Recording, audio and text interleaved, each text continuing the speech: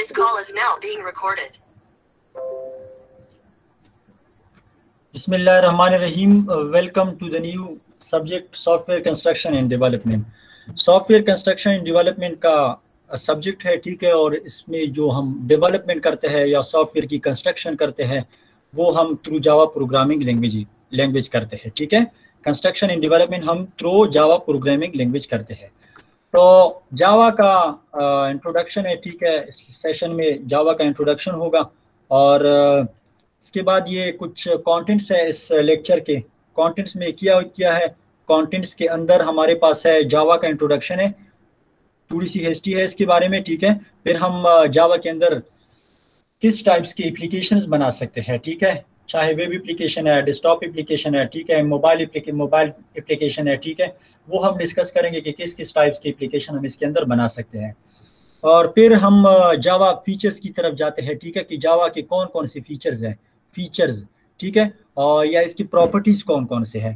फिर हम टूल्स की तरफ आते हैं कि कौन कौन से टूल्स आपने इंस्टॉल करना होता है फॉर जावा डेवलपमेंट, ठीक है, या फॉर जावा प्रोग्रामिंग।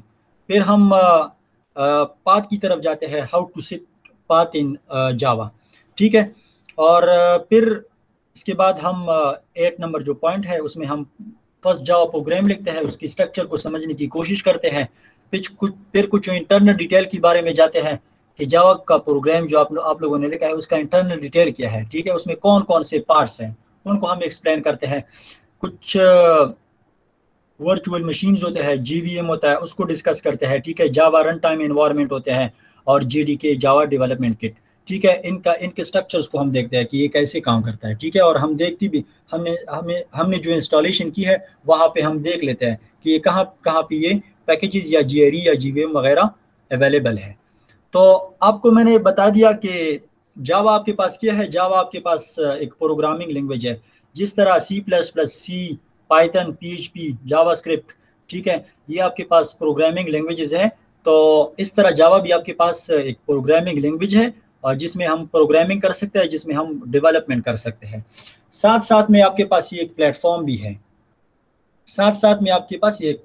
है, और इसकी कुछ और प्रॉपर्टीज है। हाई लेवल लैंग्वेज है, पावरफुल रोबस्ट लैंग्वेज है, ठीक है, object oriented and secure programming language है, ठीक है। ये बाद में हम डिस्कस करेंगे, ये चीज़ें बार बार रिपीट होती जाएंगे, ठीक है।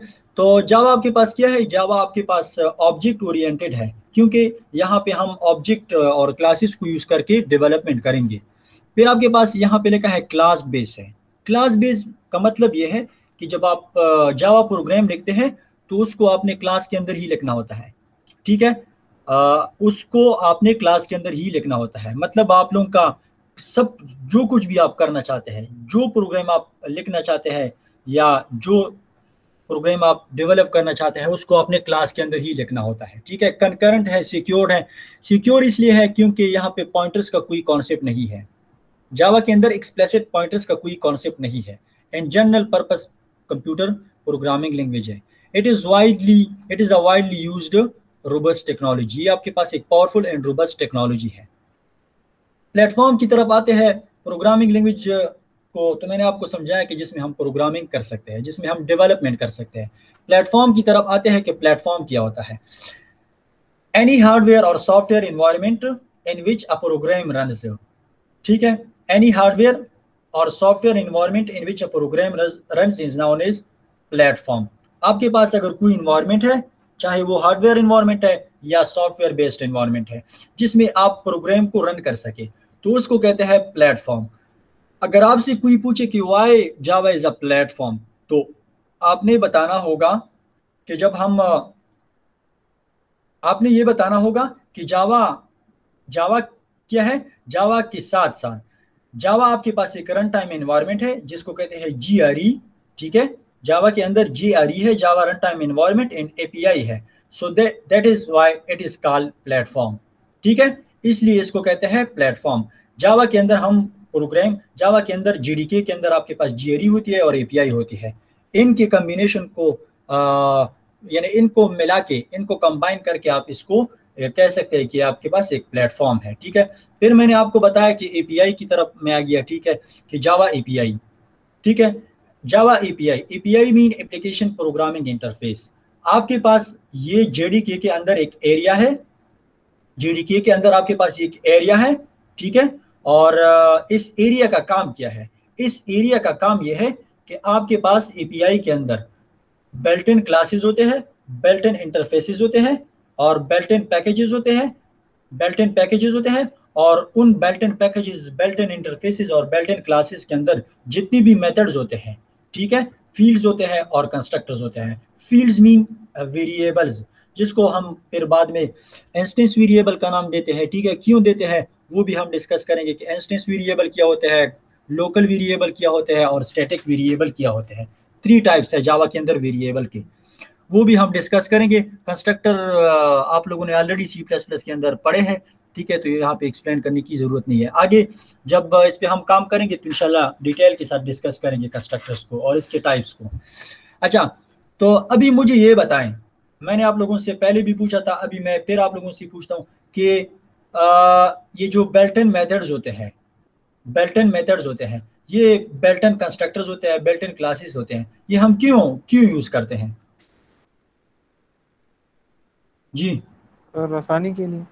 आसानी के लिए, क्योंकि हमारे पास number of line of code कम हो जाता है, ठीक है। तो all these built in classes give benefit to the programmer, ठीक है। Only programmer understand how to apply these classes. चले, मैं अगर आप लोगों से पूछूं कि आईओस्ट्रीम का जो हेडर फाइल है सी प्लस प्लस के अंदर, या कॉन्यू है या स्टूडियो है, ठीक है, इन हेडर फाइल्स को आप कैसे यूज करते हैं, ठीक है, इन हेडर फाइल्स को आप कैसे यूज करते हैं। तो आप लोगों को अगर समझ आ रही है तो आप लोग यूज कर सकते हैं। अगर आप लोगों को इसकी समझ नहीं आती कि how to include header file in C plus plus, तो फिर आप लोग इसको अप्लाई नहीं कर सकते। तो only those people who have knowledge how to apply these classes or these packages or these header files can only apply classes और built-in packages, ठीक है। मतलब वो लोग सिर्फ इन पैकेजेस को या इन क्लासेस को यूज कर सकते हैं जिनको इसके बारे में इल्म हो, और जिनको इल्म ना हो, जो कि जिनको प्रोग्रामिंग ना आती हो, ठीक है, तो वो लोग इसको यूज नहीं कर सकते, ठीक है। तो जितनी भी पैकेजेस है, ठीक है, वो प्रोग्रामर को असिस्ट करते हैं कि वो number of lines of code को कम करे, ठीक है। जिस तरह आप लोगों ने बताया कि प्रोग्रामर को आसानी होती है, ठीक है। आप एक फंक्शन है, लेट्स सपोज उसके अंदर 100 number of line of code है, ठीक है, और वो आपको बिल्ट इन अवेलेबल है, तो आपने सिर्फ उस फंक्शन को एक लाइन के अंदर कॉल करना है और उसके अंदर जो पैरामीटर्स आपने भेजे हैं, जो आर्गुमेंट्स आपने भेजने हैं, वो भेज दिया और उनसे आप अपना जो काम है वो ले सकते हैं। यहाँ तक समझ आ गई? एपीआई की समझ आ गई? जी सर। जी हिफ्जा मजीदा, आपको समझ आ गई? Yes sir. ठीक है। अच्छा, ये देखिए, ये आपके पास जावा का एक प्लेटफॉर्म है।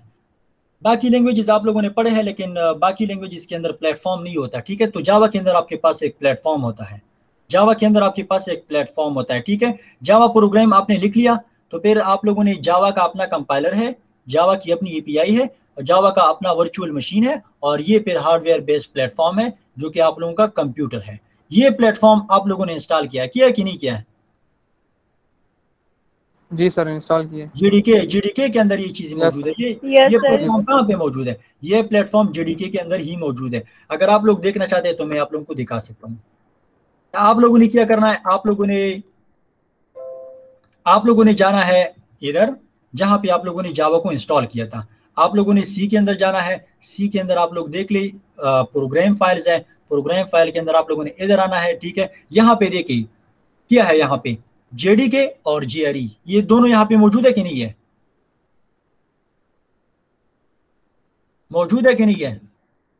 यस सर, मौजूद है। नजर आ रही है ना? Yes sir. देखो यहाँ पे जितनी भी चीजें हैं, जितनी भी पैकेजेस है, तो ये सारे के सारे यहाँ पे अवेलेबल है। ये सारे की सारी यहाँ पे क्या है, अवेलेबल है, ठीक है। मुख्तलिफ क्लासेस है, बिल्ट इन क्लासेस है, बिल्ट इन पैकेजेस है, ठीक है। तो ये सब कुछ यहाँ पे आप लोगों के पास अवेलेबल है। और ये प्लेटफॉर्म कैसे प्रोवाइड हो गया आप लोगों को? Using JDK, Java development kit, ठीक है। बाकी लैंग्वेजेस में आप लोगों ने इंस्टॉल किया जेडीके को? C++ में आप काम करते हैं तो आप GDK को इंस्टॉल नहीं करते, यस सर। यस ठीक है। सर। हाँ, लेकिन यहाँ पे जब आप काम करेंगे तो आप लोगों ने GDK को इंस्टॉल करना है, क्योंकि GDK के अंदर आपके पास GRE होता है, JVM होता है और मुख्तलिफ किस्म के APIs होते हैं, ठीक है। शॉर्ट हिस्ट्री है, पहले 1995 में ये सन माइक्रो सिस्टम, ठीक है, सन माइक्रो सिस्टम ने जावा को डेवलप किया था, ठीक है। तो सन माइक्रो सिस्टम ने 1995 में, सॉरी 1991 में मेरे ख्याल में डेवलप किया था, ठीक है।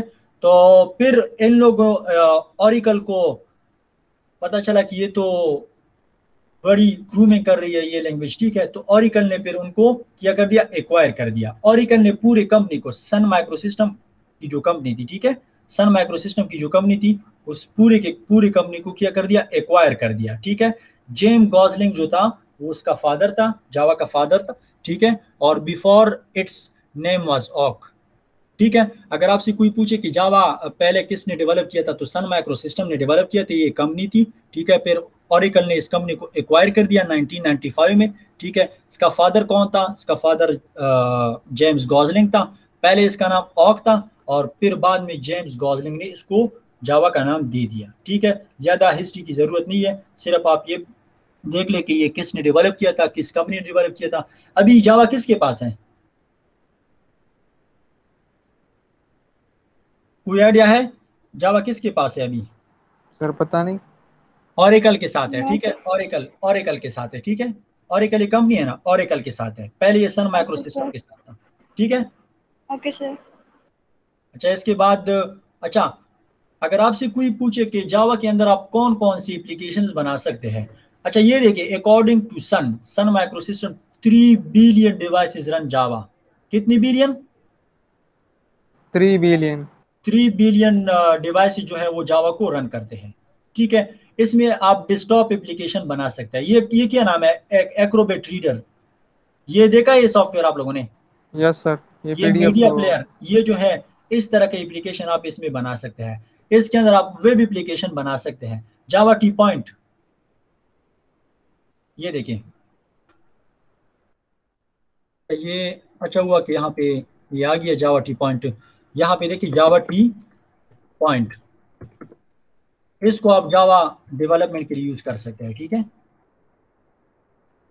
ये वेबसाइट आ गया ना, जी सर। ये वेबसाइट आ गया। इस वेबसाइट के अंदर आप लोग जाएं और यहाँ पे आप लोगों को ट्यूटोरियल मिल जाएंगे जावा की। इस वेबसाइट के अंदर आप लोगों को ट्यूटोरियल मिल जाएंगे जावा की, ठीक है। और ये जो वेबसाइट है ये किस किस लैंग्वेज में बना है, ये किस लैंग्वेज के अंदर बना है? Sir HTML CSS not PHP। HTML, जावा। ये जरूरी नहीं है कि आप सिर्फ HTML के अंदर ही आप वेब एप्लीकेशन कर सके, आप जावा के अंदर भी कर सकते हैं, आप C# के अंदर भी कर सकते हैं, ठीक है, .NET, ठीक है। एंटरप्राइज जी सर। एप्लीकेशन है, सच इज बैंकिंग एप्लीकेशन है, मोबाइल एप्लीकेशन आप इसके अंदर डेवलप कर सकते हैं। मोबाइल एप्लीकेशन, एंड्रॉयड का नाम सुना है? कहते हैं यस यस सर। सर। मैं एंड्रॉयड में काम कर रहा हूँ, असल में वो यस एंड्रॉयड में काम कर रहा है लेकिन बैकएंड पे वो जावा यूज करता है, ठीक है। अगर टाइम मिला तो हम भी थोड़ा बहुत फिर टच कर लेंगे इंशाल्लाह, ठीक है। Embedded system, do you know embedded system? Smart cameras का नाम आप लोगों ने सुना है, स्मार्ट कैमरास? जी सर। Yes camera, sir. कहते हैं कि रोम के अंदर पहले से ये सॉफ्टवेयर इंस्टॉल किया गया है, ठीक है। या कहते हैं कि ये माइक्रो कंट्रोलर है या इसी के अंदर सॉफ्टवेयर इंस्टॉल है। इसी के अंदर असल में एक माइक्रो कंट्रोलर लगा होता है, ठीक है, जिसको कहते हैं एम्बेडेड सिस्टम। तो एम्बेडेड सिस्टम के लिए आप जावा के अंदर प्रोग्रामिंग कर सकते हैं, ठीक है। एम्बेडेड सिस्टम का नाम सुना है कि नहीं? सुना है। ठीक है। तो फिर आप गेम्स वगैरह की डेवलपमेंट भी कर सकते हैं। Do you know standalone applications? Standalone applications, standalone computer क्या होता है?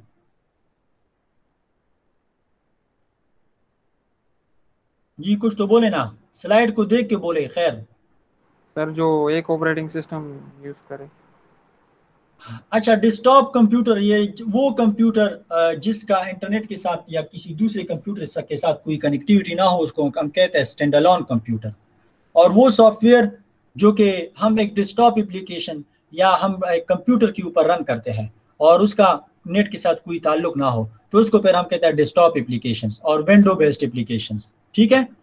अभी मैं अगर आपसे कह दूं कि आप एक मेडिकल स्टोर मैनेजमेंट सिस्टम बनाए जावा के अंदर, ठीक है, और उसको सिर्फ उस कंप्यूटर में इंस्टॉल कर दे, उसको किसी दूसरे कंप्यूटर के साथ इंटीग्रेट ना कर दे, उसका कोई लिंक ना बनाए, तो ये एप्लीकेशन जो आपने बनाया, ये सॉफ्टवेयर जो आपने बनाया है, इसको कहते हैं स्टैंड अलोन एप्लीकेशंस। और वेब एप्लीकेशंस कौन सी एप्लीकेशंस होते हैं?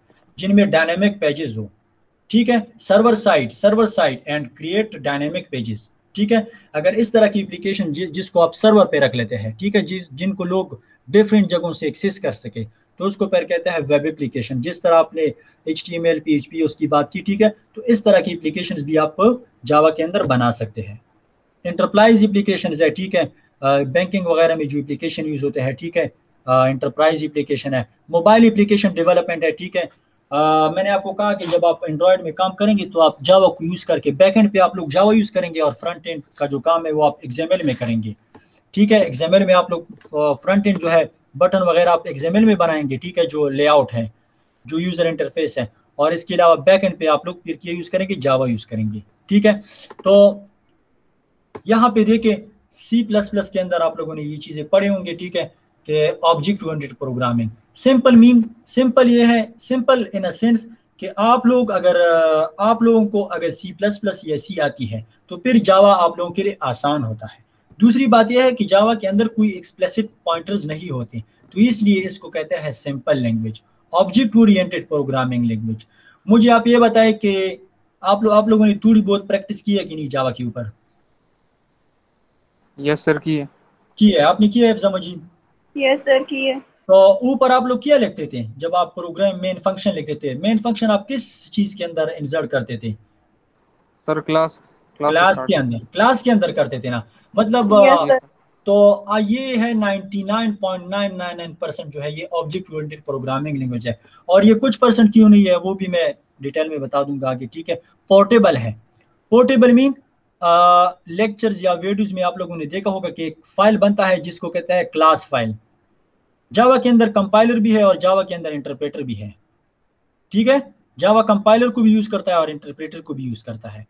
तो जब आपका सोर्स कोड होता है, जब आप उसको कंपाइल करते हैं, आपका सोर्स कोड होता है, जब आप उसको कंपाइल करते हैं तो उससे एक और फाइल बन जाता है, या उसको कहते हैं क्लास फाइल या इंटरमीडिएट कोड इसको कहते हैं, या बाइट कोड उसको कहते हैं, ठीक है। डॉट क्लास उसका जो एक्सटेंशन होता है वो डॉट क्लास होता है, और सोर्स कोड का जो एक्सटेंशन होता है डॉट जावा होता है। तो उस क्लास फाइल को आप कहीं पे भी ले जा सकते हैं और कहीं पे भी रन कर सकते हैं। प्लेटफॉर्म इंडिपेंडेंट इसलिए है क्योंकि ये इस क्लास फाइल, जो क्लास फाइल बन जाता है, उसकी वजह से ये प्लेटफॉर्म इंडिपेंडेंट है। दूसरी बात ये है कि जावा का अपना एक रन टाइम इन्वायरमेंट होता है, ठीक है, और उसमें ये क्या हो सकता है, ये रन हो सकता है, ठीक है। और इसके अलावा प्लेटफॉर्म इंडिपेंडेंट है और आप किसी भी ऑपरेटिंग सिस्टम पे आप इसको रन कर सकते हैं। सिक्योर्ड क्यों है जी? सिक्योर्ड पॉइंटर के बारे में सुना होगा आप लोगों ने, पॉइंटर्स, ठीक है। अगर एक लैंग्वेज है उसमें पॉइंटर्स मौजूद है, और पॉइंटर्स का काम यह है कि जिसके बेस पे हम मेमोरी एड्रेसेस क्या कर सकते हैं, देख सकते हैं। मेमोरी के अंदर जो एड्रेसेस होते हैं, स्लॉट्स होते हैं, उनके एड्रेसेस को हम देख सकते हैं, उसको एक्सेस कर सकते हैं। तो मुझे आप ये बताएं कि जहाँ पे वो लैंग्वेज जहाँ पे आप एड्रेसेस को आसानी से देख सकते हैं या एक्सेस कर सकते हैं, वो ज़्यादा सिक्योर होगा, या वो लैंग्वेज जिसके अंदर आप एड्रेसेस एक्सेस नहीं कर सकते वो ज़्यादा सिक्योर होगा? जी सर जिसके अंदर एक्सेस कर सकते हैं वो सिक्योर होगा। एक्सेस कर सकते हैं वो सिक्योर होगा? यस नो सर, जिसको एक्सेस नहीं कर सकते सर, ये होगा ना कि अगर हम नहीं एक्सेस करते तो कोई और भी उसको एक्सेस नहीं कर सकता, तो ज्यादा तो सिक्योर वो होगा। सिक्योर हो गया, क्योंकि जावा के अंदर एक्सप्लिसिट एक्सप्लिसिट पॉइंटर्स नहीं है, that's why it is a secure language. और इसके अलावा जब आप जावा के प्रोग्राम को आप रन करते हैं तो उसका जो कोड होता है वो पहले लोड होता है, फिर वेरीफाई होता है, ठीक है। मुख्तलिफ स्टेप्स हैं, डिफरेंट स्टेप्स हैं, डिफरेंट लेयर्स हैं, उस पर गुजर के वो कोड एग्जीक्यूट होता है, ठीक है। हाई परफॉर्मेंस है, मल्टी थ्रेडिंग है। थ्रेडिंग थ्रेड्स आप लोगों ने पढ़े हैं कि थ्रेड्स क्या होते हैं। थ्रेड्स छोटे छोटे प्रोसेसेस होते हैं जो कि एक बड़े प्रोसेस के अंदर ही कंकरेंटली रन होते हैं। और थ्रेड का फ़ायदा क्या है? थ्रेड का फ़ायदा ये है कि थ्रेड जो है उनके लिए कोई अलग मेमोरी नहीं होती, वो एक कॉमन मेमोरी को क्या करते हैं, शेयर करते हैं, डिस्ट्रीब्यूटेड है। डिस्ट्रीब्यूटेड मीन कि जावा के अंदर आप इस तरह की एप्लीकेशंस बना सकते हैं जिनको लोग मल्टीपल जगहों से क्या कर सकते हैं, एक्सेस कर सकते हैं। डायनामिक और रोबस्ट लैंग्वेज है, ठीक है। कुछ चीज़ें सिंपल का मैंने आप लोगों को बता दिया कि सिंपल इसलिए है कि अगर आपका थोड़ा बहुत बैकग्राउंड है तो जावा के लिए सिंपल होगा। आप लोगों ने चूंकि C++ पढ़ा है, उसके अंदर आप लोगों ने ऑब्जेक्ट ओरिएंटेड प्रोग्रामिंग के कॉन्सेप्ट्स पढ़ा है, तो आप लोगों के लिए सिंपल है। लेकिन वो स्टूडेंट्स या वो लोग जिन्होंने C++ में काम नहीं किया है तो उनके लिए स्टार्ट में ये मुश्किल होगा। लेकिन जब एक बंदा एक लैंग्वेज में काम करता है तो फिर उसके लिए आसानी होगी। फिर मैंने ऑब्जेक्ट ओरिएंटेड प्रोग्रामिंग का बता दिया कि आपके पास ऑब्जेक्ट ओरिएंटेड प्रोग्रामिंग लैंग्वेज है, इसमें क्लासेस और ऑब्जेक्ट्स होते हैं, ठीक है। जो भी डेवलपमेंट हम करते हैं यूजिंग क्लासेस और ऑब्जेक्ट्स। फिर आपके पास प्लेटफॉर्म इंडिपेंडेंट है, ठीक है। जावा के अंदर आपके पास सॉफ्टवेयर बेस्ड, ये मैंने आपको बताया, ठीक है। मैंने डिस्कस कर दिया कि जावा आपके पास एक प्लेटफॉर्म है, प्लेटफॉर्म इंडिपेंडेंट है। जावा के अंदर हार्डवेयर बेस्ड प्लेटफॉर्म नहीं है बल्कि सॉफ्टवेयर बेस्ड प्लेटफॉर्म है जो कि कंपोज होता है। किन किन चीज़ों पे कंपोज होता है? Java run time environment and Java API, application programming interface. मेरे ख्याल में इसको डिटेल में जाने की जरूरत नहीं है इसमें। जी सर। अच्छा, ये आपने क्लास फाइल बना लिया ना? आगे हम क्लास फाइल बनाएंगे, ठीक है। तो वो क्लास फाइल आप मैक के ऊपर भी रन कर सकते हैं, विंडोज के ऊपर भी रन कर सकते हैं और लिनक्स ऑपरेटिंग सिस्टम के ऊपर भी रन कर सकते हैं। सिक्योर्ड है, कोई एक्सप्लिसिट वो नहीं है, एक्सप्लिसिट पॉइंटर्स नहीं है, तो इसलिए जावा आपके पास सिक्योर्ड लैंग्वेज है, ठीक है। और जावा के कोड को जब आप रन करते हैं पहले वो क्या होता है, क्लास लोडर इन जावा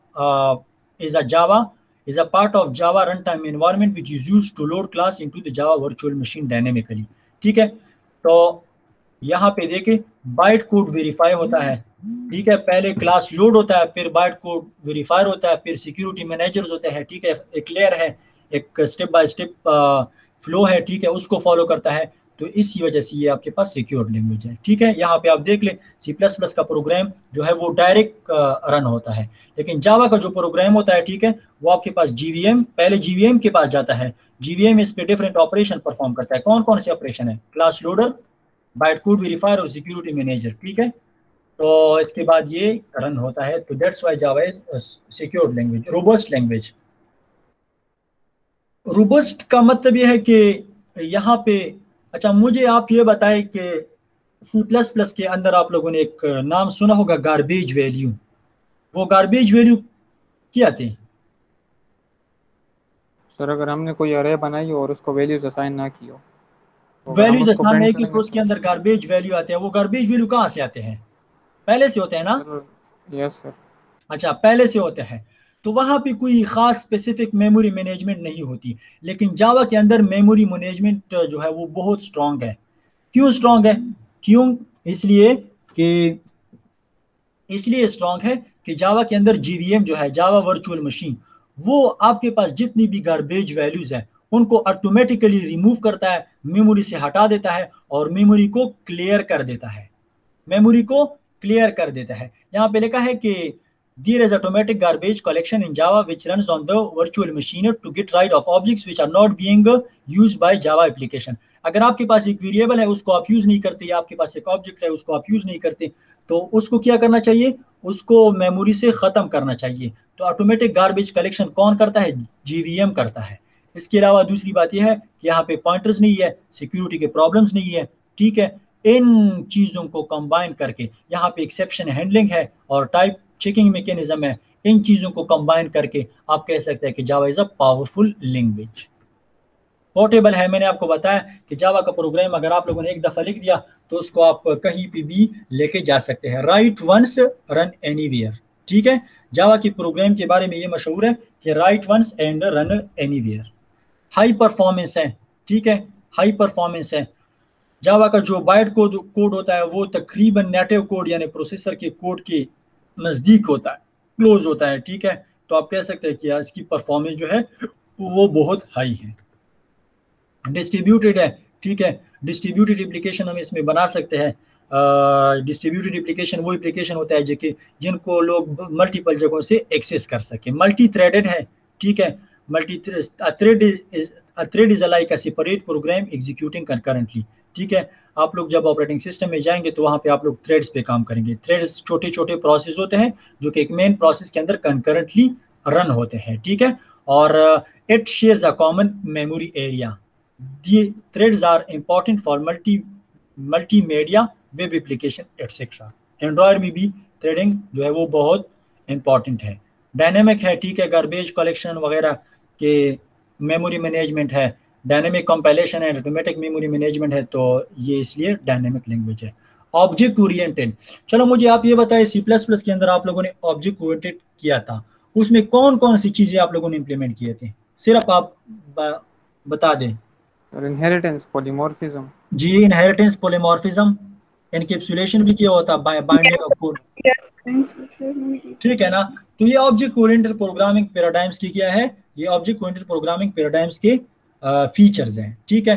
कौन कौन सी टूल्स आप लोगों ने ये देखे, ये टूल्स आप यूज कर सकते हैं जावा डेवलपमेंट के लिए। आप लोग ये टूल्स यूज कर सकते हैं। नोटपैड एंड सीएमडी जो है वो सिंपल है, ठीक है। आप लोगों ने जेडीके को इंस्टॉल करना है, ठीक है, इक्लिप्स को इंस्टॉल करना है, नेटबीन्स को इंस्टॉल करना है, जो भी आप लोग इंस्टॉल करना चाहते हैं, डियर जावा है, ठीक है, जेडीके प्लस जेरी, ये सारे जो टूल्स है ये आप लोगों ने इंस्टॉल करने होते हैं, ठीक है। सब पाथ होता है, how to set path in Java, दो तरीके हैं, टेम्परेरी पाथ है और परमानेंट पाथ है। हमने परमानेंट पाथ के बारे में डिस्कस किया था, ठीक है। और अगर आप मजीद इसके बारे में देखना चाहते हैं तो इन लिंक्स को आप विजिट करें, ठीक है। ऑलरेडी आप लोगों ने किया है तो दोबारा करने की ज़रूरत नहीं है, आसान है, मुश्किल नहीं है, ठीक है। हम जाते हैं फर्स्ट जावा प्रोग्राम की तरफ, ठीक है। लेकिन ये प्रोग्राम जब हम लिखेंगे पहले तो हम ये वाले टूल्स यूज़ करेंगे। कौन से टूल यूज़ करेंगे, पहले हम ये टूल्स यूज़ करेंगे जो कि हर एक बंदे के साथ, हर एक स्टूडेंट के साथ कंप्यूटर में बिल्ट इन या रेडीमेड अवेलेबल है, ठीक है। प्री इंस्टॉल्ड सॉफ्टवेयर है, इन प्री इंस्टॉल्ड सॉफ्टवेयर को हम यूज़ करेंगे और जावा का प्रोग्राम लिखेंगे, ठीक है।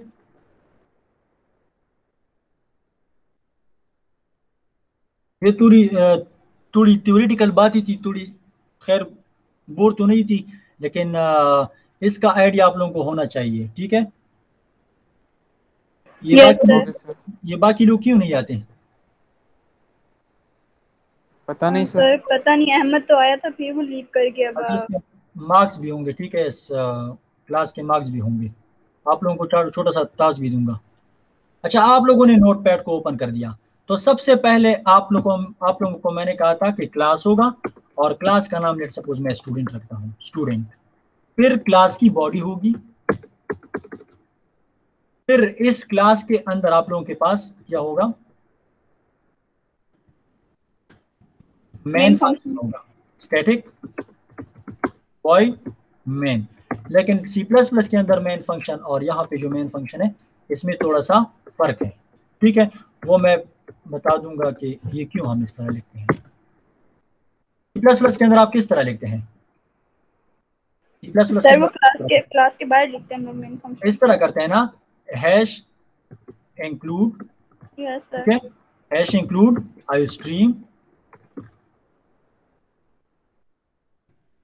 आईस्ट्रीम डॉट एच, ठीक है। फिर कहते हैं हैश इंक्लूड स्ट्रक्चर, में सिर्फ स्ट्रक्चर बता रहा हूँ, ठीक है, कॉन्यू डॉट एच, इस तरह आप करते हैं, ठीक है, या सी के अंदर। और फिर आप यहाँ पे नीचे जाते हैं, इस तरह करते हैं, main void main, sorry void main. C के अंदर भी आप लोगों ने पढ़ा है ऑपरेटिंग सिस्टम के अंदर, ठीक है। तो फिर इसके अंदर आप लिखते हैं सी आउट, सिंपल इज दैट, ठीक है। कहते हैं कि हेलो वर्ल्ड, ठीक है। आप लोग इस तरह करते हैं। ये मैं सी या C++ की बात कर रहा हूँ, ठीक है। और कभी कभार आप लोग यहाँ पे इंटीजर लिखते हैं, ठीक है। जब इंटीजर लिखते हैं फिर आप लोग यहाँ से कुछ रिटर्न भी करते हैं। आप लोग कुछ रिटर्न करते हैं तो हम 0 रिटर्न करते हैं, लेट्स सपोज, ठीक है। इस तरह करते हैं। अभी ये आपके पास जावा है, तो जावा का सिंटैक्स चेंज है, ठीक है। अच्छा, जो चीज़ यहाँ पे आप लोग डिस्प्ले करना चाहते हैं तो उसके लिए आप लोगों के पास एक स्टेटमेंट है, system dot out dot print LN, ठीक है। और ये हेलो वर्ल्ड, ये आप लोगों ने लिख लिया, ठीक है। मैं इस सी प्रोग्राम को यहाँ से हटा देता हूँ, ठीक है। मैं इसको यहाँ से रिमूव करता हूँ। अच्छा, अभी ये प्रोग्राम मैंने लिख लिया नोटपैड के अंदर, मैंने इस प्रोग्राम को लिखा, ठीक है। स्ट्रक्चर के बारे में बता रहा हूँ डिटेल से, लेकिन अभी बात यह है कि इसको हम कैसे सेव करेंगे। इसको हम कैसे सेव करेंगे, तो मैं कंट्रोल एस कर लिया मैंने, ठीक है। मैंने कंट्रोल एस कर लिया। जब मैंने कंट्रोल एस कर लिया तो मैं यहाँ पे जाता हूँ एफ के अंदर, ठीक है। और इसको मैं यहाँ पे एक नया फोल्डर बनाता हूँ, ठीक है। मैं कहता हूँ कि सॉफ्टवेयर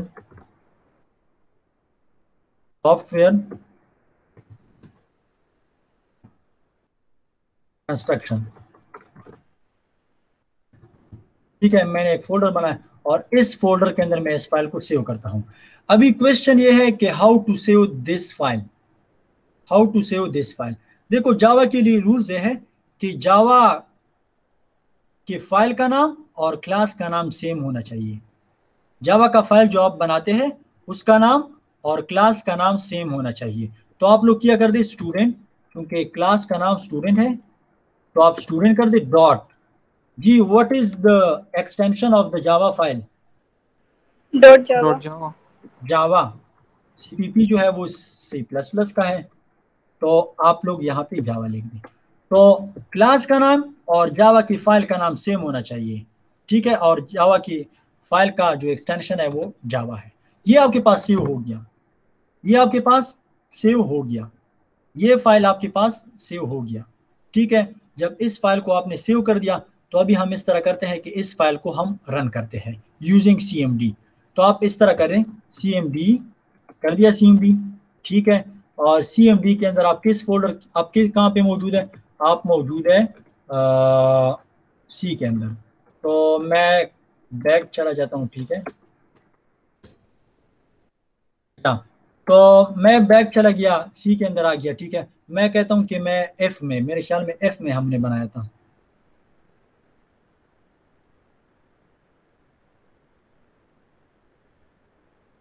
देखते हैं। एफ के अंदर मैंने बनाया था सॉफ्टवेयर कंस्ट्रक्शन।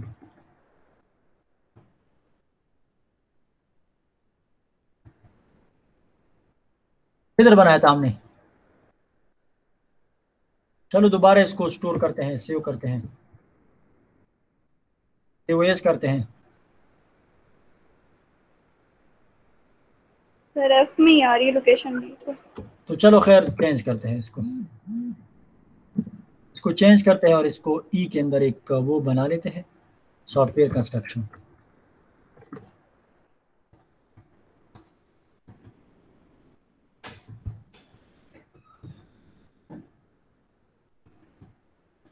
ठीक है, यहाँ पे मैंने इसको बना लिया और इसको मैंने सेव कर दिया, ठीक है। अच्छा, इसको मैं अभी पहले मैं जाता हूँ, अभी तो मैंने ठीक बनाया ना, इधर आ गया ई के अंदर। अभी मैं ई के अंदर जाता हूँ, ठीक है, क्योंकि यहाँ पे तरीकाकार थोड़ा सा चेंज है और operating Linux based operating system में चेंज है, ठीक है।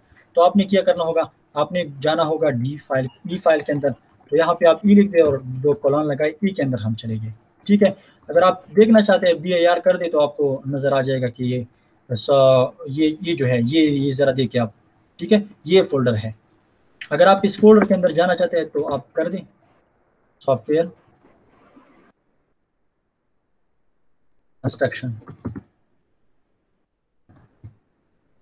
फोल्डर के अंदर आप चले गए, देखें BIR कर दें, यस आपके पास ये फाइल मौजूद है, ठीक है।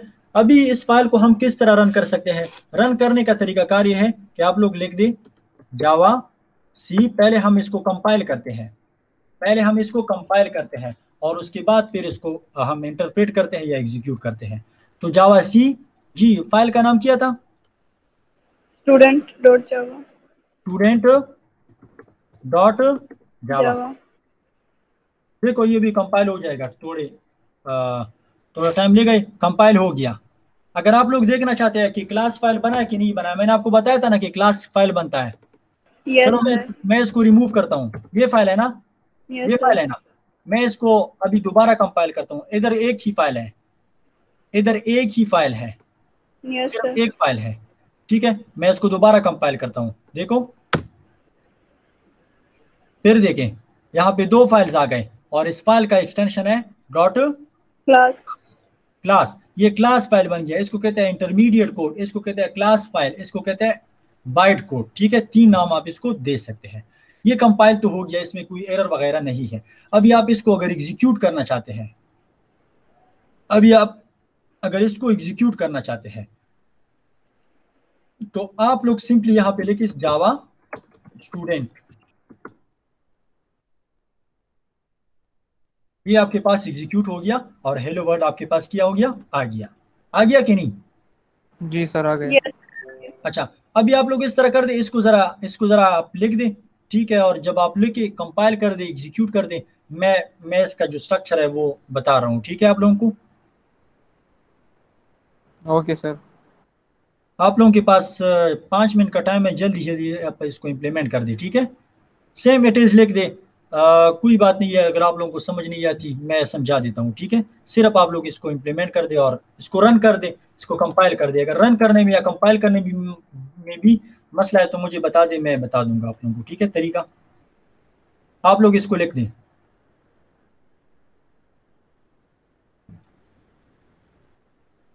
जल्दी जल्दी इसको लेके, ठीक है। जब लिख कर दे तो मुझे बता दें।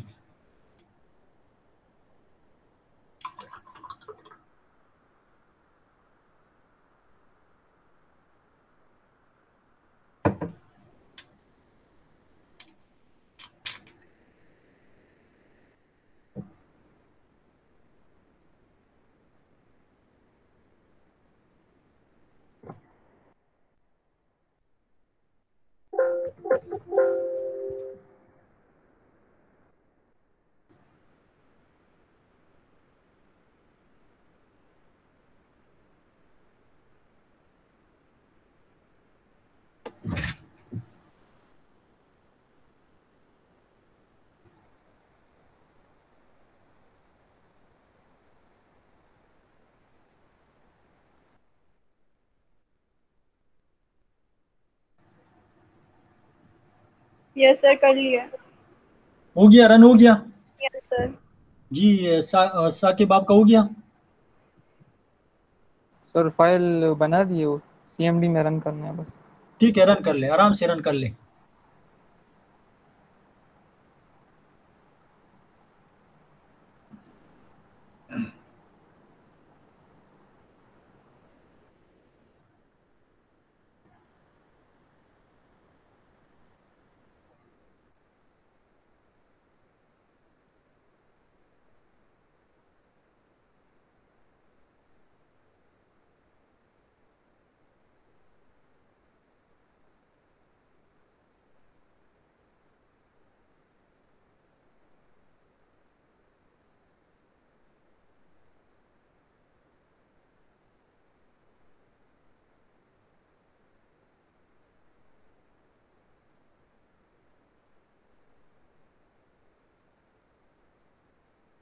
हो गए सर। ठीक है, अच्छा अभी हम इसको एक्सप्लेन करने की कोशिश करते हैं कि यहाँ पे क्या हो चुका है, ठीक है। सबसे पहले हम ये क्लास कीवर्ड को देखते हैं, ठीक है। क्लास कीवर्ड है, ठीक है, जो कि क्लास को डिफाइन करने के लिए हम यूज करते हैं या क्लास को डिक्लेयर करने के लिए हम यूज करते हैं, ठीक है। फिर इसके बाद यहाँ पे स्टूडेंट लिखा है तो ये आपके पास क्लास का नाम है, ठीक है। और क्लास का नाम जब आप लिखते हैं तो रूल्स ये है, रूल्स आगे हम पढ़ेंगे भी। तो क्लास का नाम जो है उसका फर्स्ट लेटर जो है वो कैपिटल होना चाहिए। यहाँ पे आप अगर इसको स्मॉल कर दें तो ये रिकमेंडेड तरीका नहीं है, गुड प्रोग्रामिंग प्रैक्टिस नहीं है। तो आप लोगों ने इसको कैपिटल लिखना है, ठीक है। ये आपके पास क्लास का नाम है। फिर यहाँ से लेकर चलो मैं इसको रिमूव करता हूँ पहले, यहाँ से लेकर यहाँ तक ये क्लास की बॉडी है, ठीक है। फिर इसके अंदर आप लोगों के पास ये मेन फंक्शन है, ये मेन फंक्शन है और ये मेन फंक्शन की बॉडी है, ये मेन फंक्शन है और ये यहाँ से लेकर यहाँ तक ये मेन फंक्शन की बॉडी है।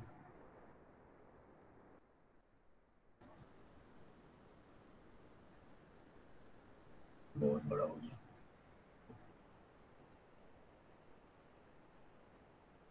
ये मेन फंक्शन की बॉडी है और इसके अंदर जिस तरह हम सी आउट लिखते हैं तो यहाँ पे हमने लिखा है system.out.println। पहले मैं इसकी समझ आ गई कि ये क्लास है। क्लास कीवर्ड हम क्यों यूज करते हैं? क्लास कीवर्ड हम इसलिए यूज करते हैं ताकि हम क्लास को डिक्लेयर कर दें, डिफाइन कर दें, ठीक है। और ये क्लास की बॉडी है, ये आपके पास क्लास की बॉडी है। फिर अभी मेन फंक्शन की तरफ हम आते हैं। पब्लिक एक आपके पास एक एक्सेस स्पेसिफायर है। आगे हम जब क्लासेस और ऑब्जेक्ट्स पढ़ेंगे तो डिटेल से इसको मैं समझाने की कोशिश करूंगा। पब्लिक आपके पास क्या है? पब्लिक आपके पास एक एक्सेस स्पेसिफायर है। फिर इसके बाद आपके पास स्टैटिक है। स्टैटिक हम क्यों यूज करते हैं फंक्शन के साथ, ठीक है। अच्छा, स्टैटिक फंक्शन वो फंक्शन होता है जिसको आप क्लास के नाम से डायरेक्टली कॉल कर सकते हैं, ठीक है। स्टैटिक कीवर्ड को भी हम आगे डिटेल से पढ़ेंगे, ठीक है। लेकिन आप लोगों ने यहाँ पे लगाना होगा, क्यों लगाना होगा वो मैं बता रहा हूँ, ठीक है। अच्छा, तो पहला है पब्लिक है, ठीक है। Keyword is an access modifier या access specifier which represent visibility. It means it is visible to all. आप लोगों ने 3 फॉर्म एक्सेस स्पेसिफायर पढ़े होंगे। एक होता है पब्लिक, दूसरा होता है प्रोटेक्टेड, तीसरा होता है प्राइवेट। पब्लिक जो है वो विजिबल होता है, वो पब्लिक होता है, ठीक है, हर जगह पे विजिबल होता है। तो ये फंक्शन जो है इसको हम हर जगह से कॉल कर सकते हैं, इसलिए हमने इसको पब्लिक बनाया है या पब्लिक डिक्लेयर किया है।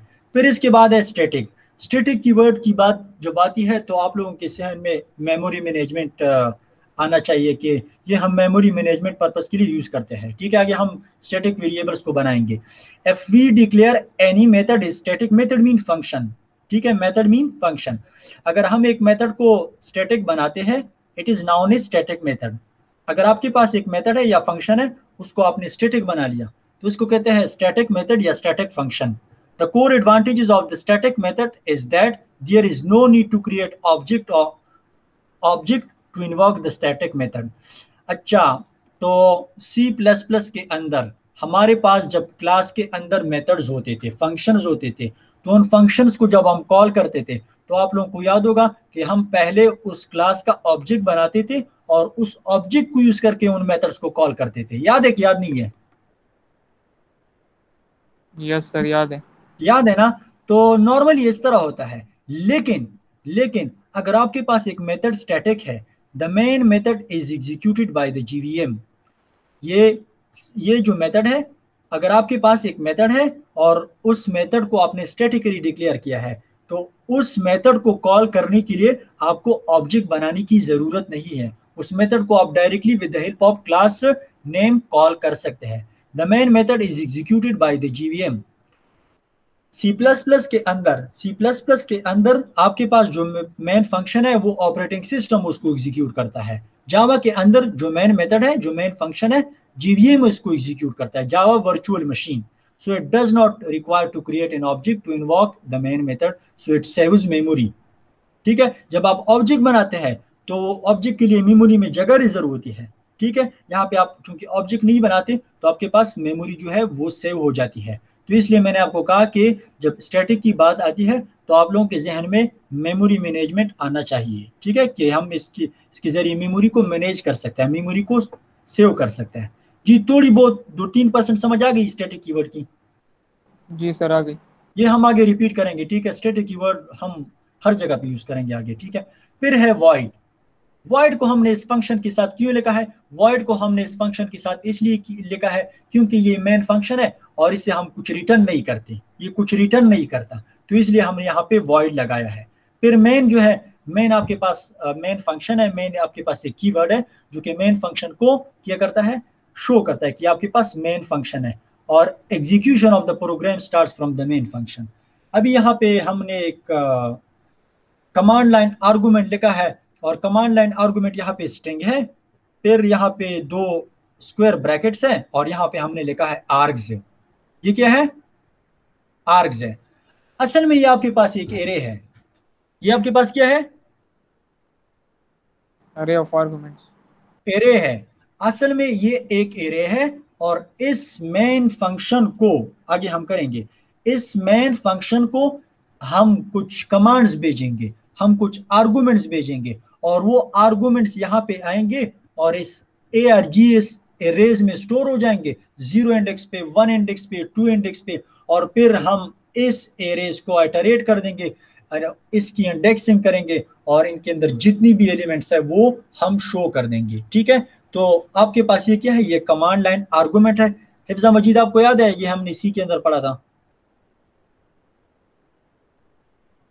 हम यस मेन सर, फंक्शन को कुछ बेचते थे, याद है यस ना, सर, कुछ यस सर, फंक्ट वगैरह बेचते थे यूजिंग, हम क्या कर रहे थे, हम फाइल डिस्क्रिप्टर्स को डिस्कस कर रहे थे, हम पाइप्स को डिस्कस कर रहे थे, inter yes process sir, communication को हम डिस्कस कर रहे थे। ठीक है, तो यहाँ पे भी हम वही काम करेंगे, मेन फंक्शन को कुछ भेज, मेन फंक्शन के अंदर जो कमांड लाइन आर्गुमेंट है उसको कुछ पैरामीटर्स भेज देंगे, उसको कुछ आर्गुमेंट्स भेज देंगे। Java main method accepts a single argument of type string array, हम इसको बाद में पढ़ेंगे। ठीक है, तो अभी यहां तक आप लोगों को समझ आ गई ना, इसकी समझ आ गई कि क्लास क्या होता है, सिंपल क्या होता है, ये क्या होता है, और यहां से लेकर यहां तक क्या होता है, इसकी समझ आ गई। जी सर आ गई। अच्छा, अभी हम इसको पढ़ेंगे system dot out dot print ln, system dot out dot print ln, और यहाँ पे हमने हेलो जावा लिखा है, इसको हम डिस्कस करेंगे। ठीक है, system dot out dot print ln जो है, ये आपके पास एक प्रिंट स्टेटमेंट है, ये एक इंस्ट्रक्शन है जो कि प्रिंटिंग पर्पस के लिए हम यूज करते हैं, to show something, to show message. Here system is a class. जी, सिस्टम क्यों क्लास है, क्योंकि सिस्टम का एस जो है वो कैपिटल है, सिस्टम का एस जो है वो कैपिटल है, तो यहाँ पे ये शो करता है कि आपके पास ये क्लास है। फिर इसके बाद है आउट, आउट आपके पास एक ऑब्जेक्ट है प्रिंट स्ट्रीम क्लास का, यानी ये ऑब्जेक्ट किस क्लास का ऑब्जेक्ट है, प्रिंट स्ट्रीम क्लास का ऑब्जेक्ट है। प्रिंट एलिन आपके पास एक फंक्शन है, एक बेल्ट इन फंक्शन है, एक बेल्ट इन मेथड है, और ये भी किस क्लास का मेथड है, प्रिंट स्ट्रीम क्लास का मेथड है। जी, अभी मेरा आप लोगों से क्वेश्चन ये है कि ये प्रिंट स्ट्रीम क्लास जो है ये कौन सा क्लास है, ये हमने बनाया है या बेल्ट इन क्लास है, सर ये बिल्ट इन क्लास है। बेल्ट इन क्लास है, तो ये बेल्ट इन क्लास कहाँ पे अवेलेबल है, सर एपीआई में। एपीआई के अंदर। वेरी गुड, अभी आप लोगों को एपीआई की समझ आ गई। यस सर, तो ये जी सर। बेल्ट इन मेथड्स, ये बेल्ट इन ऑब्जेक्ट्स, ये बेल्ट इन फंक्शंस, ये कहाँ पे अवेलेबल है, ये एपीआईज के अंदर अवेलेबल है। ठीक है, we will learn about the internal system of the system dot out dot print later, ये बाद में हम डिस्कस करेंगे। अभी मुझे आप ये बताएं कि इसकी इस फर्स्ट जावा का जो प्रोग्राम है, इस स्ट्रक्चर की समझ आ गई आप लोगों को, जी सर आ गई। या है कोई मसला इसमें। कोई मसला नहीं है सर। जी, हिफ्जा मस्जिद आपको समझ आ गई। यस सर, आ गई है। अच्छा, इसके बाद हम अभी इस पे थोड़ा सा काम करेंगे। ठीक है, आप लोगों को पता है कि हम फंक्शन, जब हम फंक्शन बनाएंगे तो उसको हम उसके अंदर हम पैरामीटर्स भी लिख सकते हैं, और उन पैरामीटर्स को हम कुछ कमांड्स या कुछ आर्गुमेंट्स पास कर सकते हैं। ठीक है, ये तो क्लियर है ना इसके बारे में। Yes sir. ठीक है, तो अभी हम इस फंक्शन के अंदर जो आर्गुमेंट्स हैं या पैरामीटर्स है, इसको कुछ आर्गुमेंट्स हम वहां से भेजेंगे, और जब वो आर्गुमेंट्स यहाँ पे आएंगे तो हम इसको एटरेट कर देंगे। तो सेकंड नंबर हम ये करेंगे। ठीक है, अच्छा, एक लूप है जिसको कहते हैं एनहेंस्ड फॉर लूप, एक लूप है जिसको कहते हैं एनहेंस्ड फॉर लूप। ठीक है, तो सबसे पहले मैं उसकी तरफ जाता हूं कि एनहेंस्ड फॉर लूप क्या होता है।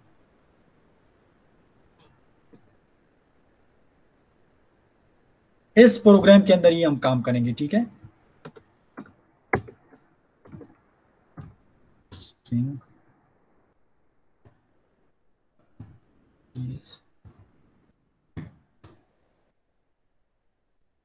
थोड़ा आप वेट करें, मैं सिर्फ एक चीज देखना चाहता हूँ।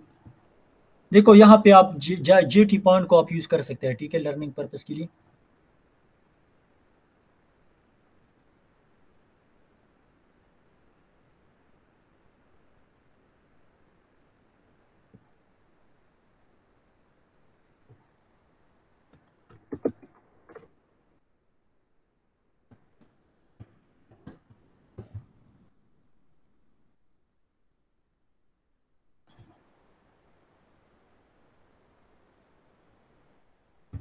असल में मैं यहाँ से कॉपी करता हूँ, ठीक है। आपके पास ये एक एरे है, आपके पास ये क्या है, ये आपके पास एक एरे है।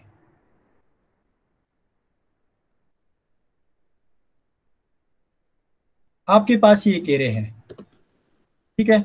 और इस एरे के अंदर आपके पास C++ के अंदर भी आप एरे बना सकते हैं, लेकिन जावा के अंदर आप जब एरे बनाएंगे तो एक तरीका कार्य है कि आप लोग यहाँ पे लिखे स्ट्रिंग, ठीक है। ये स्ट्रिंग टाइप एरे है। स्ट्रिंग क्या होता है, स्ट्रिंग आपके पास असल में ऑब्जेक्ट होता है, ठीक है। ये भी हम आगे टाइम के साथ साथ पढ़ेंगे, ठीक है, और आप लोगों को समझ आ जाएगी इंशाल्लाह।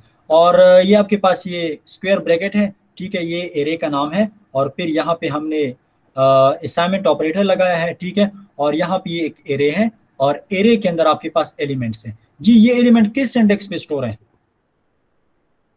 सर 0 इंडेक्स पे। 0 इंडेक्स पे। ये यहाँ पे जावा के अंदर भी इंडेक्सिंग जो है, एरे की इंडेक्सिंग जो है 0 से स्टार्ट हो रही है। ये 1 इंडेक्स पे है, ये 2 इंडेक्स पे है, ये 3 इंडेक्स पे है। अच्छा, मुझे आप ये बताएं कि how to iterate this array, क्या तरीका कार है, ये है ना। और इस तरह integer i 0, i is less than और इक्वल टू, और इक्वल टू कितने हैं, 1 2 3 4। चलो 3, जब इक्वल टू लगाते हैं तो फिर 3 लगाएं, 3 कर दें, 3 कर लिया। फिर i is ++, ठीक है। और यहाँ पे आप आ जाए, फिर system dot out dot print L, ठीक है, प्रिंट एल, ये मैंने कर दिया। और मैं कहता हूं कि इसके इंडेक्सेस पे, तो एरे का नाम क्या है, कार्स है ना, कार्स। और यहाँ पे ले आए आई। अभी मुझे ये बताया कि इस एरे का काम क्या है, या इस लूप का काम क्या है यहाँ पे? सर ये स्ट्रिंग्स प्रिंट करेगा। स्ट्रिंग्स प्रिंट करेगा, ठीक है। चलो मैं इसको यहाँ से फिर कंपाइल करता हूँ, और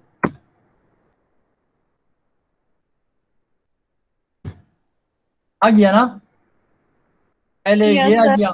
आ गया ना। Yes sir. अच्छा, एक और लूप है, सॉरी ये मैंने क्यों बंद कर लिया,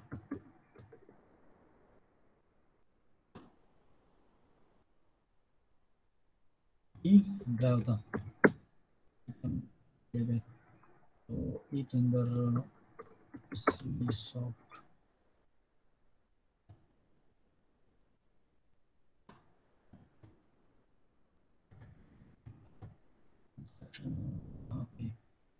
जावा सी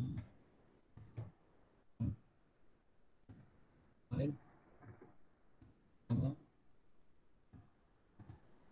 आ गया, ये आपके पास आ गया, ठीक है।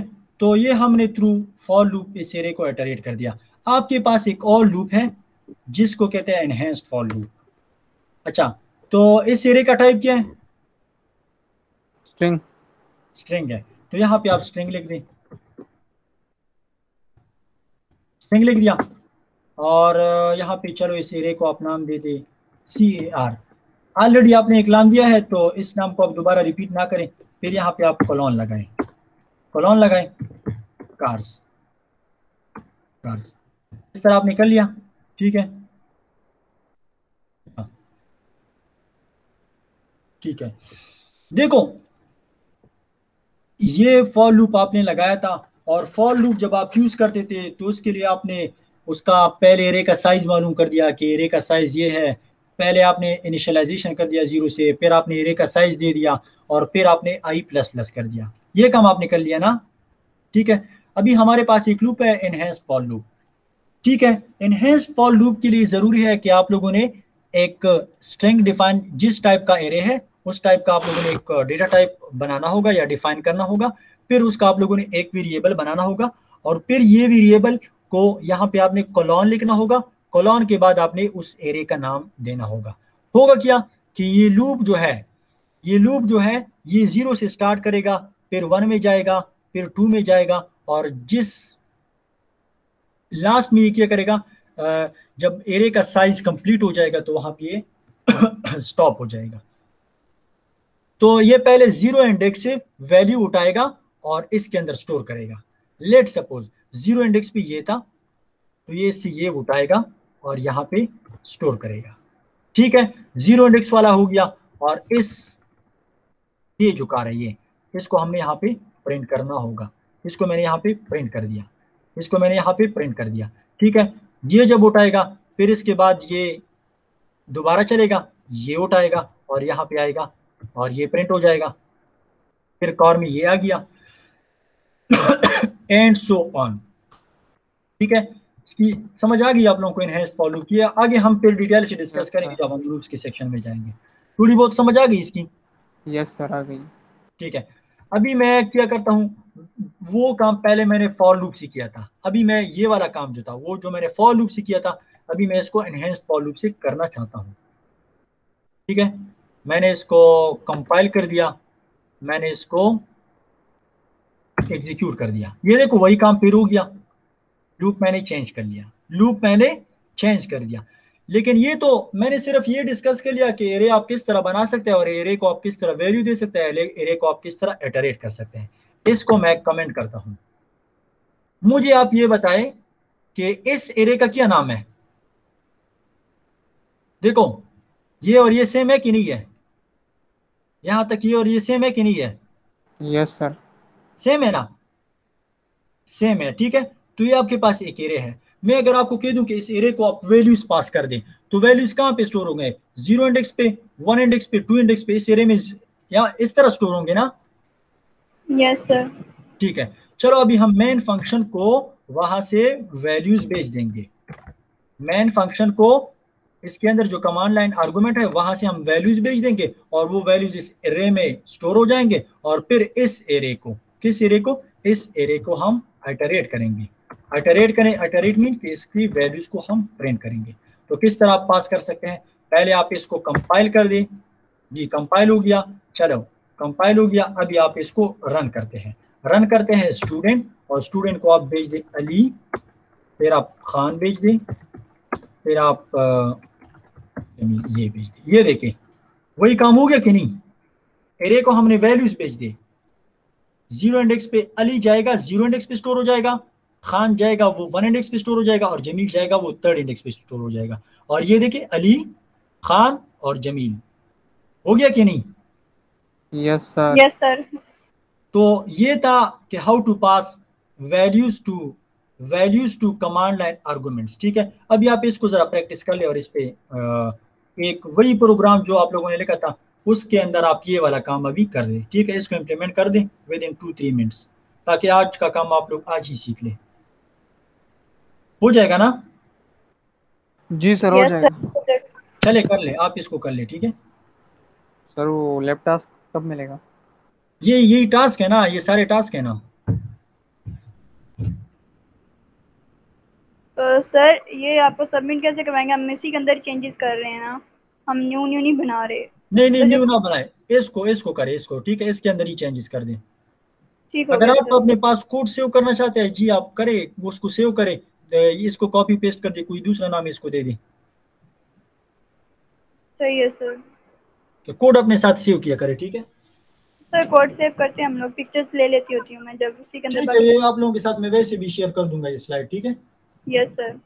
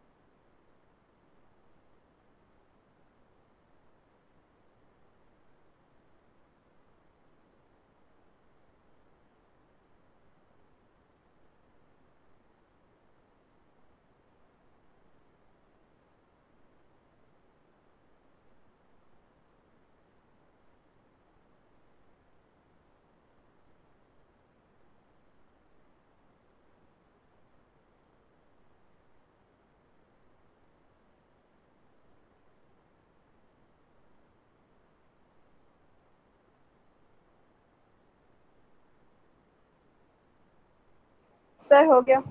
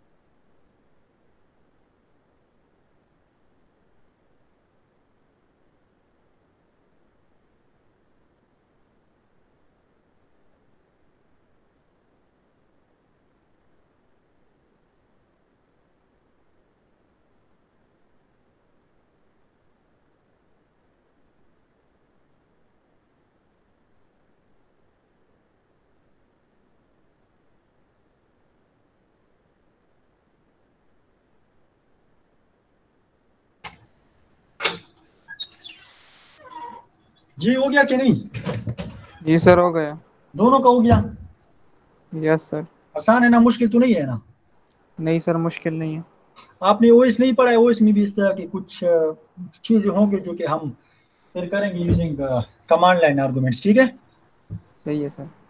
अच्छा, तो ये काम हो गया, स्लाइड के अंदर मौजूद है। अच्छा, यहाँ पे एक और वो है, ये कमांड लाइन आर्गुमेंट्स जो है या एरे है, ये आप इस तरह भी कर सकते हैं। देखो मैं यहाँ पे बता रहा हूँ, ये आप इस तरह भी कर सकते हैं कि आप इसको यहाँ से कट करें और यहाँ पे ले आए।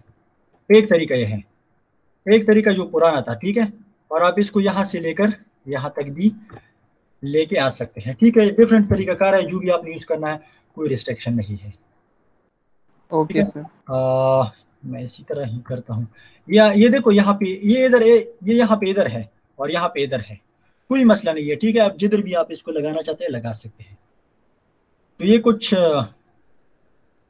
मुख्तलिफ सिग्नेचर है, ठीक है। मेन फंक्शन की कुछ डिफरेंट सिग्नेचर है। अच्छा, तो आपके पास जावा के अंदर क्या होता है? जावा के अंदर आपके पास जावा का कोड होता है जिसको सोर्स कोड कहते हैं, जो कि आप लोगों के पास अवेलेबल है, ठीक है। कंपाइलर क्या करता है? कंपाइलर इस सोर्स कोड को कंपाइल करता है, और ये बाइट कोड में चेंज हो जाता है। ये किस फॉर्म में चेंज हो जाता है, किस चीज में चेंज हो जाता है? Byte code. और बाइट कोड का जो वो है एक्सटेंशन है, वो आपके पास क्लास है। क्या है? क्लास है। तो इसी वजह से जावा को हम कहते हैं कि ये प्लेटफॉर्म इंडिपेंडेंट लैंग्वेज है। ये क्या है? ये आपके पास प्लेटफॉर्म इंडिपेंडेंट लैंग्वेज है, ठीक है। अच्छा, तो what happens at compile time, Java file is compiled by the Java compiler. It does not interact with OS and converts the Java code into bytecode. Bytecode intermediate file, ठीक है। ये मैंने आपको बताया था कि जावा का जो पहले क्लास लोडर होता है, ठीक है। जावा क्यों सिक्योर है? जावा का जो प्रोग्राम होगा, जावा लैंग्वेज क्यों सिक्योर है? क्योंकि जावा के अंदर आपके पास ये स्टेप्स परफॉर्म होते हैं, ठीक है। पहले आपके पास जावा फाइल होगा, वो क्या हो जाएगा? is the subsystem of GPM that is used to load the class file. Class file को क्लास लोडर लोड करता है, ठीक है। फिर जावा बाइट कोड वेरीफायर होता है। Check the code fragments for illegal code, कि इसमें कोई इलीगल कोड तो नहीं है, that can violate access rights of object, ठीक है। तो ये आपके पास क्या होता है? जावा बाइट कोड वेरीफाई होता है, क्या आया इसमें कुछ इलीगल कोड तो नहीं है? अगर इलीगल कोड है तो ये फिर आगे नहीं जाने देता है इसको। फिर ये इंटरप्रेट होता है, यानी .exe फाइल में क्या होता है? कन्वर्ट होता है।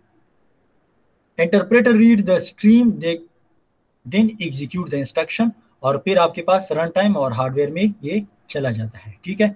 इसकी फ्लो है। ये भी आप मेरे ख्याल में कोई मुश्किल नहीं है। जावा कंपाइलर है, कंपाइलर इसको बाइट कोड में कन्वर्ट करता है। फिर आपके पास जावा इंटरप्रेटर है जो कि क्लास फाइल को मशीन कोड में क्या करता है? कन्वर्ट करता है, ठीक है। ये आप देख ले, डायग्राम, एक डायग्राम सा है, ठीक है, डायग्रामेटिकली बताया गया है। ये भी बाइट कोड। अच्छा, अगर आपसे कोई पूछे कि व्हाट इज सोर्स कोड, हम कहते हैं code before compilation is known as source code, code before after compilation. Java program source code are compiled into a form, ठीक है, called Java bytecode. Code before compilation is known as source code. Code after compilation is known as class file या bytecode. C++ के अंदर code before compilation is known as source code and code after compilation is known as object code. ठीक है, मेरे ख्याल में ये चीजें मुश्किल नहीं है, आप लोगों ने प्रैक्टिकली कर लिए। ये है मुश्किल? नो सर, नहीं। अच्छा, Java virtual machine is an abstract machine. It is called virtual machine because it does not physically exist.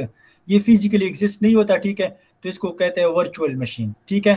और it is a specification that provide runtime environment in which Java byte can be executed. ये आपको runtime environment दे देता है, ठीक है, और जिसके अंदर आपके पास Java का जो byte code है वो क्या होता है, वो execute होता है। It can also run those programs which are written in other languages and compiled to Java bytecode. अगर आपके पास एक कोड है, उसको आपने दूसरे लैंग्वेज में लिखा है, C++ के अंदर लिखा है, तो अगर आप उसको बाइट कोड में चेंज कर दें तो ये GVM इस बाइट कोड को फिर क्या करता है, रन कर सकता है या एग्जीक्यूट कर सकता है। आप लोग ट्राई कर सकते हैं। फिर जावा GVM के अंदर ये GVM के पार्ट है, क्लास फाइल, ये Java class loader, byte code, verified और इंटरप्रेटर। ये आपके पास कहाँ से है, वेरीफायर हो गया, इंटरप्रेटर हो गया, ये कहाँ, ये GVM के हिस्से है, जावा वर्चुअल मशीन के अंदर ही आते हैं, ठीक है। फिर आपके पास जावा रन टाइम एनवायरनमेंट है, ठीक है। It is also written is Java RTE। The Java run time environment is a set of software tools which are used for developing applications. ये भी आप जावा डेवलपमेंट के लिए यूज कर सकते हैं, ठीक है। ये देखें, आपके पास GVM है, GRE के अंदर आपके पास GVM है और इसके अंदर मुख्तलिफ लाइब्रेरीज जो है वो डिफाइंड है, अदर फाइल्स, ठीक है। फिर JDK है, JDK भी आपके पास एक सॉफ्टवेयर डेवलपमेंट किट है जो कि हम जावा डेवलपमेंट के लिए यूज करते हैं, ठीक है। JDK आपके पास ऑरेकल के साथ है, ठीक है, ऑरेकल ने इसको डेवलप किया है। ये आपके पास JDK है, JDK के अंदर आपके पास GRE है और GRE के अंदर आपके पास GVM है, ठीक है। तो ये JDK ही कंसिडर होता है जी। आप लोगों को मैंने बताया था कि जावा के अंदर आप एप्लेट्स भी बना सकते हैं, जावा के अंदर आप एप्लेट्स भी बना सकते हैं। What is Java applet? Applet आपके पास क्या होता है, जावा के प्रोग्राम को HTML के अंदर आप लोगों ने कोड किया कि नहीं जी? HTML का थोड़ा बहुत कोड किया है आप लोगों ने? यस सर, किया हुआ है।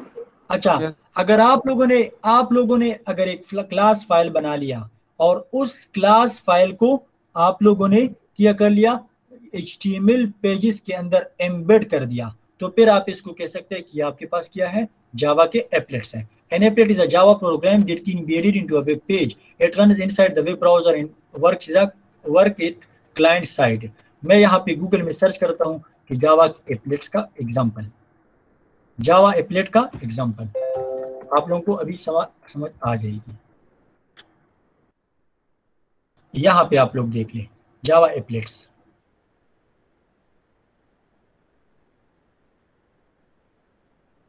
ये क्या है, ये आप लोगों को दिखाई दे रहा है, ये क्या है? आपके पास एक जावा का प्रोग्राम है कि नहीं है ना? Yes sir. अच्छा, इस फाइल का नाम है फर्स्ट और इसका एक्सटेंशन है जावा। अभी नीचे जाएं, ये देखें एप्लेट टैग है, ठीक है। आपके पास एप्लेट एक टैग है, या ऑब्जेक्ट टैग होगा या एप्लेट टैग होगा। यहाँ पे देखिए एप्लेट टैग, HTML के अंदर जिस तरह टैग होते हैं, H1 है, H2 है, HTML टैग है, ठीक है। इस टैग के अंदर अगर आप क्या कर दें, जावा के फाइल को या जावा के कोड को एम्बेड कर दे, तो ये आपके पास एप्लेट बन गया। ये आपके पास क्या बन गया, एप्लेट बन गया। और using applets you can do web programming in Java, ठीक है। Yes sir. चल ठीक है, अभी आप इस तरह कर दें, 10 मिनट आप ब्रेक कर दें, ठीक है, और ब्रेक के बाद हम दोबारा सेशन को स्टार्ट करेंगे, ठीक है। अभी सारा प्रैक्टिकल होगा, थ्योरेटिकल चीजें बस खत्म हो गई, ठीक है। अभी सारा प्रैक्टिकल होगा। अभी आप इस तरह कर दें कि 33 है तो 10 मिनट आप ब्रेक कर दें, 3:43 को आप लोग आ जाए, ठीक है। फिर हम दोबारा कंटिन्यू करेंगे, ठीक है जी। Yes sir.